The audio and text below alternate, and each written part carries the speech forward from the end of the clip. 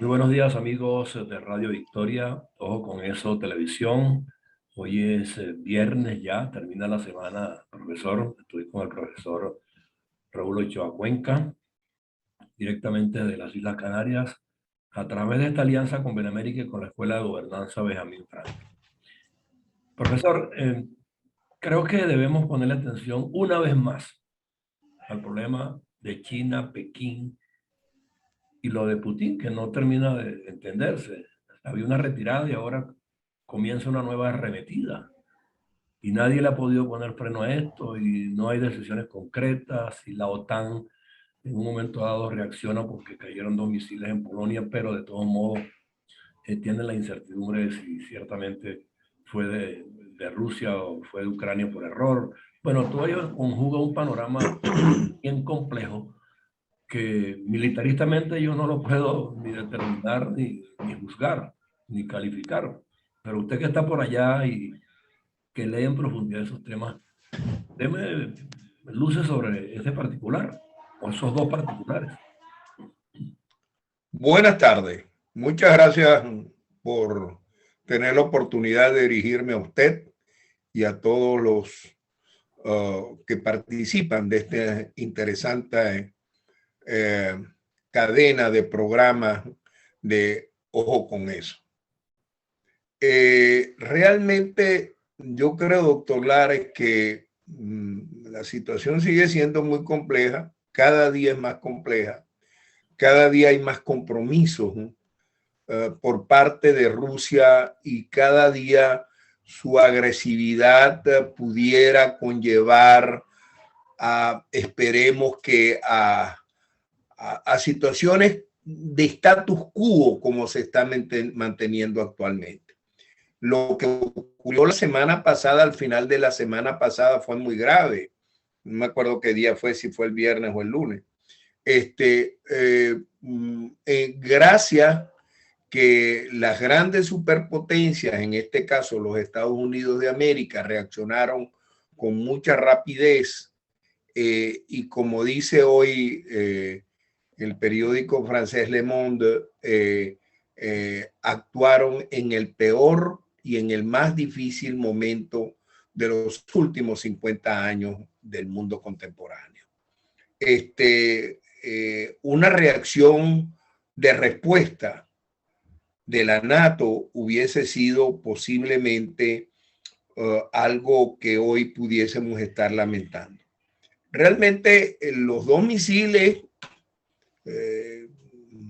sí, al final son responsabilidad de la Federación Rusa por haber creado estas condiciones, esta invasión o esta, sí, esta guerra que no, no tienen hoy día en un mundo tan interconectado como este, no tiene una justificación real y seria. En todo caso, lo que ocurrió fue muy grave, como le dije al inicio. Menos mal que eso no se llevó a respuestas violentas antes de ser bien analizada. Es probable que los misiles que cayeron hayan sido parte de unos misiles que Ucrania lanza continuamente para como defensa antiaérea de los cientos de misiles que la Fuerza Aérea Rusa despide todos los días contra ese país. Y parece que la OTAN así lo entendió. Ocurrió dentro del marco del derecho a la defensa, supuestamente, pues Ucrania, intentando repeler algunos lanzamientos de misiles rusos, optó pues por lanzar y lanzar y lanzar, y de repente parece que esos dos fueron a caer a Polonia. Es factible que así haya sido. Sí, que probablemente sí, fueron misiles de Rusia, de Ucrania, para defender su espacio aéreo. Pero, doctor Lares, la situación yo creo que es un poco más compleja. De todas formas, pareciera que dentro de la complejidad, hoy día pareciese que el presidente de Rusia está como entendiendo una serie de realidades, pudiera ser, y es sintomático e importante la reunión que mantuvieron en Ankara hace unos 2 o 3 días el jefe de los servicios secretos exteriores de la FSB con el jefe de la CIA, que es la agencia de información exterior de los Estados Unidos de América. Eso por una parte es importante. Después Putin agradeció a Biden la rapidez con que respondió, asegurando que era probable que hubiese sido un misil lanzado por la misma Ucrania. Y por otra parte, también es sintomática que hoy en la prensa internacional nos dice que los organismos que controlan el poder nuclear ruso y el poder nuclear americano, esas dos oficinas están conversando. Yo creo que esto es muy importante que se... No obstante, profesor, perdone, acabo de leer ahora que hace pocas horas Rusia comenzó una embestida nueva, dejó sin electricidad a 10 millones de ucranianos y hubo, creo que 9 muertos con lanzamiento de misiles de madrugada. Sí, digamos que eso es grave, ¿no? Eso es grave. Bueno, tenemos como testigo un país que se llama Venezuela, donde no hemos recibido ataques misilísticos, pero la electricidad realmente está en las mismas condiciones que desgraciadamente que en Ucrania en consecuencia de una guerra. No, yo creo que eso no sería el daño peor. Lo que sí pudiese ser el daño peor es que Rusia continúe a expandir sus apetencias territoriales hacia Moldovia y hacia probablemente otros países que antes fueron parte de la Unión, del área de influencia de la Unión de Repúblicas Soviéticos Socialistas, como la Yugoslavia o como el Kosovo, donde actualmente están de nuevo entre Serbia y los musulmanes, están de nuevo casi en una confrontación de guerra armada. De manera que yo creo que eso sería algo realmente de una gran portada si Rusia decide esto. Ahora que continúa a lanzar entre 60 y 80 misiles para tratar y lo consiguen de hecho, ¿no? Arrasar con las instalaciones eléctricas de Ucrania, bueno, es un hecho, es un crimen de lesa humanidad. Ayer hubo la primera nevada, quiere decir que ayer los termómetros bajaron a -4, a -5, a -10 en algunas partes de Ucrania. De manera que eso no sería el peor daño actualmente. Yo creo que el peor daño sería que Rusia decidiese expandir eso hacia otros confines. De todas formas, hay otro punto importante que podríamos decir que ayuda en la desescalada de este proceso, que es las declaraciones de Bielorrusia, un país satélite de la Federación Rusa, donde dice que no van a intervenir en la guerra, que sus aviones no van a ser copartícipes de ataque y que ellos van a cuidar en forma más idónea sus fronteras para que desde ahí no se lancen ataques misilísticos contra el norte de Ucrania. Pero algo alivia eso, de oír eso. Algo pudiera aliviar. Yo creo que al fin y al cabo la retirada de Rusia de Kherson es un hecho importante. Ahora, yo no creo que tampoco signifique un adelanto de la victoria de Ucrania en esa guerra. Ayer el presidente, hace un par de días, el expresidente Medvedev dijo muy claramente, y yo creo que es cierto, los analistas dicen que es cierto, que ellos no han utilizado ni el 30% de su poderío armamentista. Yo creo que eso es cierto. De manera que lo peor dentro de lo mejor dentro de lo peor es que la guerra esa continúe bajo criterios convencionales por un buen tiempo. eso pudiera ser.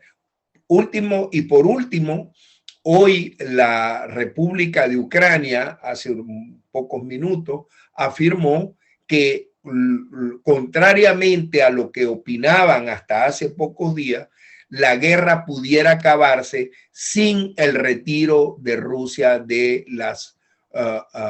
del territorio que se han conquistado, entre comillas.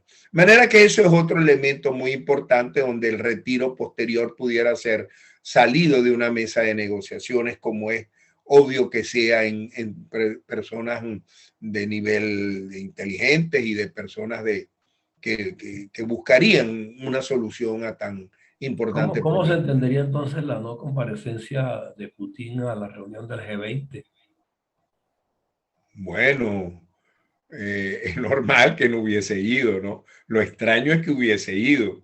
También es sintomático que Pero el envió a ministro, su representante, por lo menos, ¿no? sí, el ministro Lavrov, que fue el Sí. representante, como es obvio que sea, el ministro de Relaciones Exteriores, hubo dos cosas curiosas. Una, que llegando al aeropuerto de Balí, tuvo que ser internado de urgencia en Sí. el hospital por un problema cardíaco y dicen que fue reanimado en cuidados intensivos. No obstante, la Cancillería rusa dijo que eran mentiras, pero hay periodistas que tienen filminos, videos, fotografías donde él está ingresado al hospital de Bali. Pero no se le Al vio en ser, escena en las reuniones.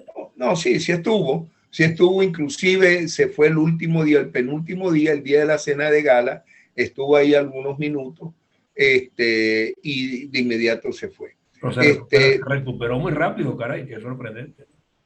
es que nadie sabe realmente lo que ocurrió, ¿no?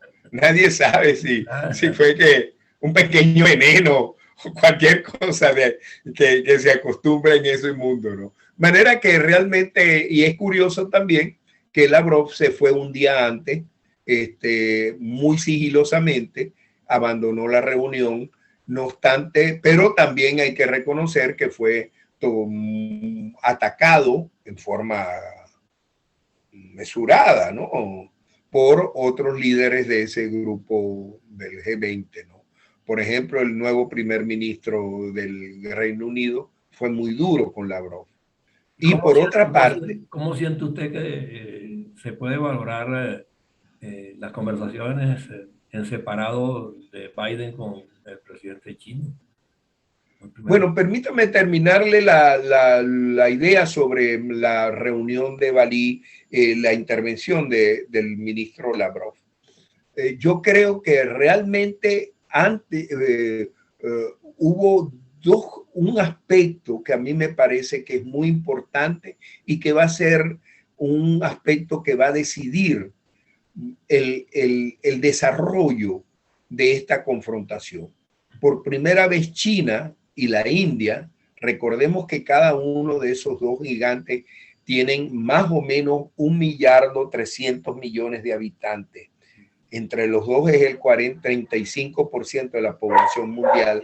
Ambos eh, eh, eh, se mostraron menos solidarios con la posición rusa porque dijeron en forma muy clara y muy precisa que eso había que terminarlo, y el presidente de China dijo muy claramente que había que restituirle los territorios a Ucrania.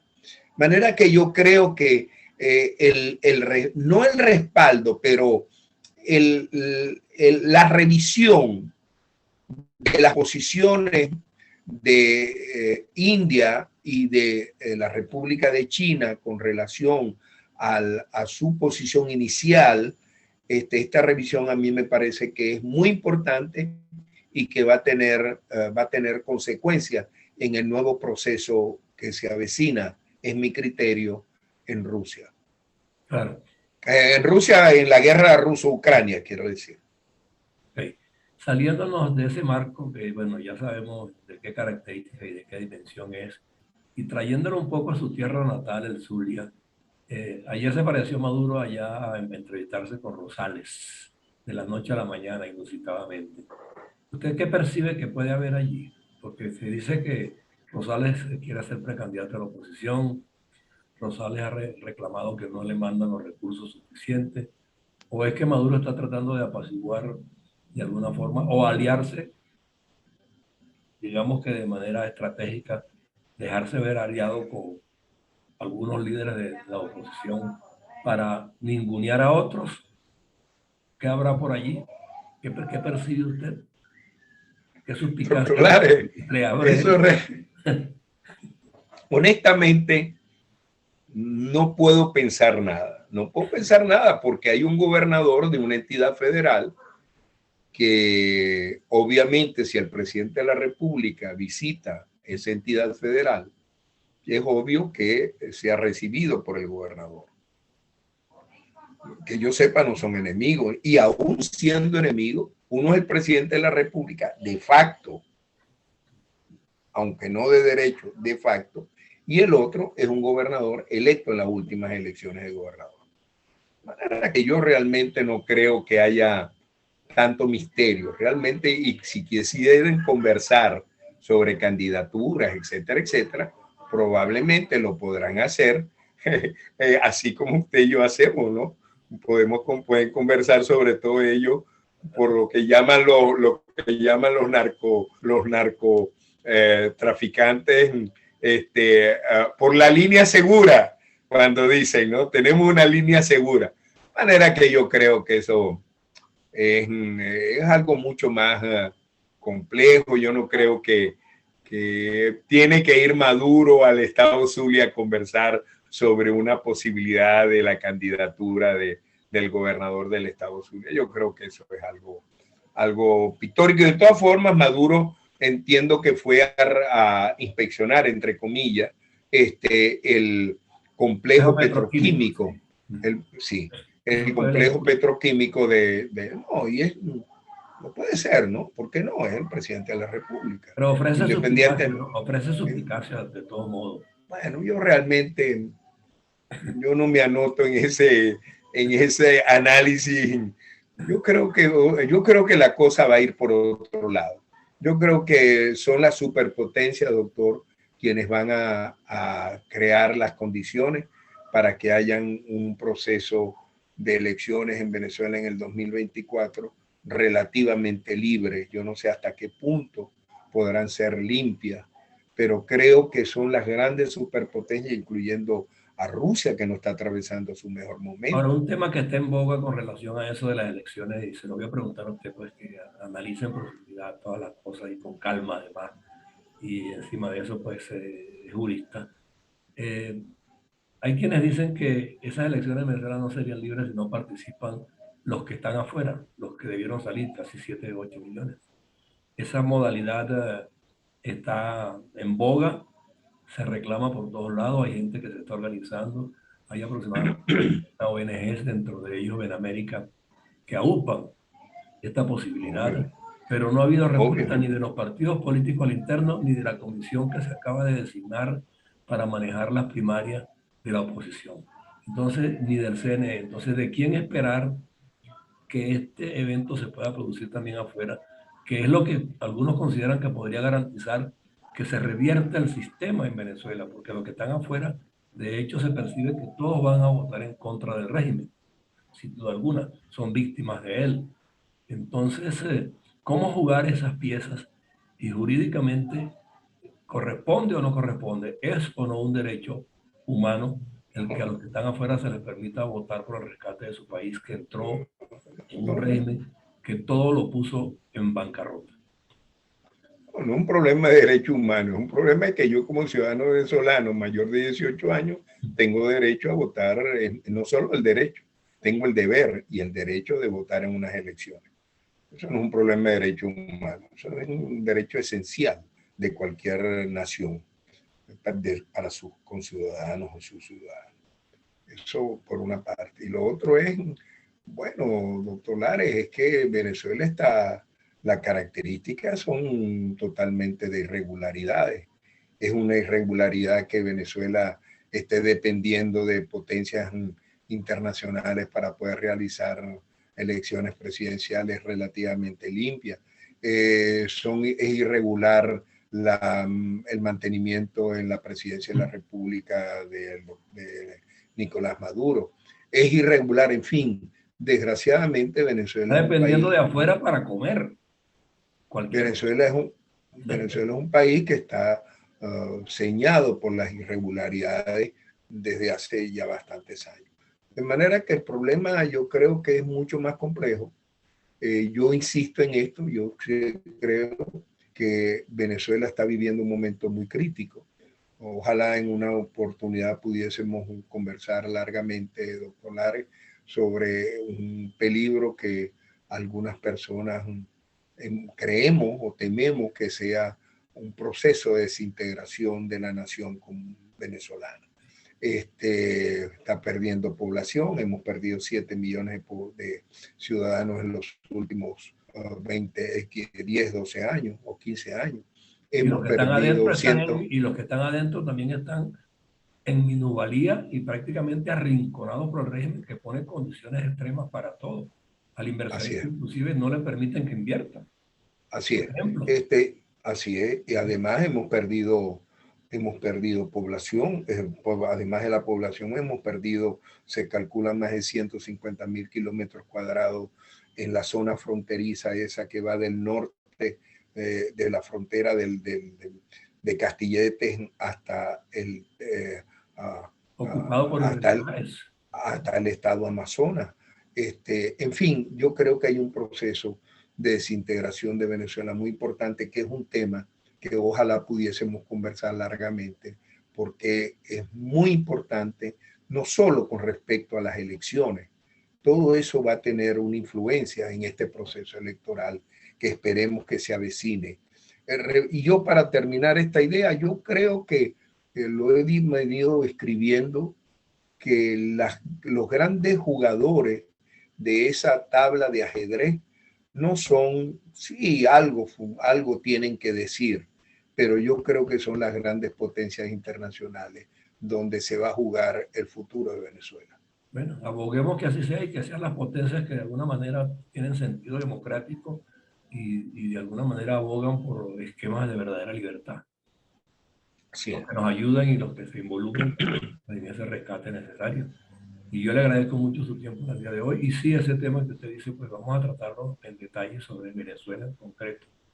Puede estar usted otro interlocutor que usted escoja para conversar un poquito. ¿Cómo no? Sería de mucho placer suyo. Yo podría pensar en algún jurista. Usted que tiene tantas relaciones también con grupos importantes del exilio venezolano, pudiera ser muy interesante. Cualquier persona que usted crea conveniente. Perfecto. Muy bien. Bueno, muchas gracias, que tenga feliz fin de semana. Hemos terminado nuestro programa Al Derecho al Revés, no, de polo a polo. Así es. Al Derecho y al Revés es con don Alberto Rangel, pero con ustedes de polo a polo. Y bueno, y así son las denominaciones de nuestros programas. El otro se llama Ping Pong Hemisférico, con el profesor Luis Núñez de Lima, Perú.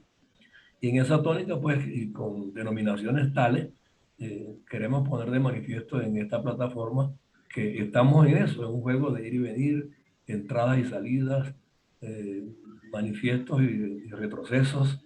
Bueno, y eso hay que tomarlo y evaluarlo en detalle, pues, porque es lo que marca el destino del día a día, y en la medida que no nos equilibremos, pues estamos perdiendo el rumbo, ¿no? Entonces hay que analizarlos en esos términos. Así que gracias por su tiempo el día de hoy. Muchas gracias a usted. Muy agradecido por su invitación. Que tenga un buen fin de semana en unión de su distinguida familia, doctor Lares. Igualmente. Buenas tardes. Muchas gracias. Muchas gracias.